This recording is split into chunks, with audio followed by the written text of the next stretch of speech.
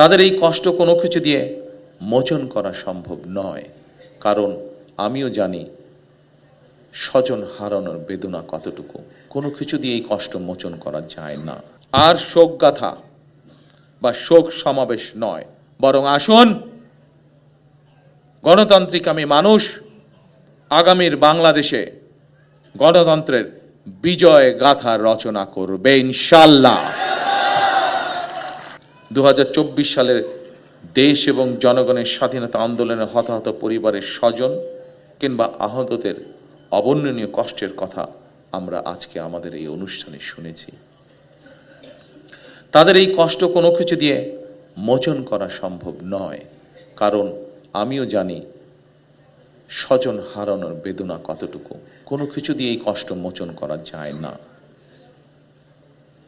তবে দুইভাবে আমরা গণ অভ্যুত্থানে আহতদের ক্ষতিপূরণ দেওয়ার চেষ্টা করতে পারি। এক, রাষ্ট্রীয় উদ্যোগে তাদের সর্বোচ্চ চিকিৎসা নিশ্চিত করা। দুই, সম্মানিত উপস্থিতিবৃন্দ, আগেই বলেছি আমি যে উদ্দেশ্য নিয়ে এই সাহসী মানুষগুলো রাজপথে নেমে এসেছিলেন, রাষ্ট্র এবং সমাজ সেই উদ্দেশ্য বাস্তবায়ন করা, অর্থাৎ মানুষের রাজনৈতিক অধিকার, প্রত্যেকটি দল মত নির্বিশেষে প্রত্যেকটি মানুষের রাজনৈতিক এবং তার যোগ্যতা অনুযায়ী তার অর্থনৈতিক অধিকার নিশ্চিত করা।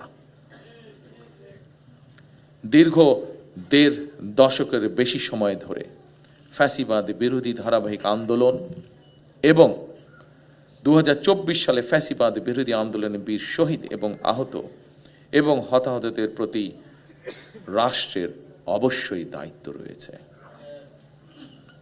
একটি দায়িত্বশীল রাজনৈতিক দল হিসাবে বিএনপি সেই দায়িত্ব অনুভব করে, যার কথা একটু আগে আমি এবং আজকের অনুষ্ঠানের সভাপতি সাহেব উল্লেখ করেছেন আপনাদের সামনে। জনগণের রায় বিএনপি রাষ্ট্র পরিচালনার দায়িত্বে পেলে অবশ্যই পর্যায়ক্রমিকভাবে আমরা আমাদের সেই দায়িত্ব, সেই অঙ্গীকার, সেই প্রতিশ্রুতি আপনাদের সামনে এবং দেশের মানুষের সামনে ইনশাআল্লাহ পূরণ করব।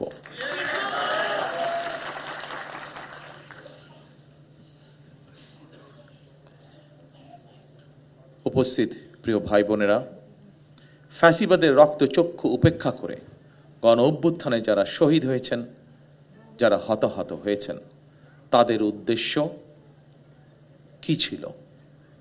তাদের উদ্দেশ্য ছিল একটি স্বনির্ভর, একটি নিরাপদ, একটি গণতান্ত্রিক বাংলাদেশ গড়ে তোলা।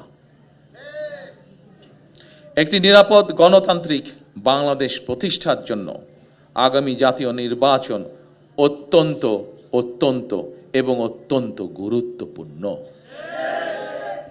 আমরা যদি একটি নিরাপদ গণতান্ত্রিক বাংলাদেশ প্রতিষ্ঠা করতে ব্যর্থ হই, প্রিয় ভাই বোনেরা, আমরা যদি একটি নিরাপদ গণতান্ত্রিক বাংলাদেশ প্রতিষ্ঠা করতে ব্যর্থ হই আগামী দিনে, তাহলে এইভাবেই আমাদেরকে শোক সমাবেশ আর শোকগাথা চলতে থাকবে।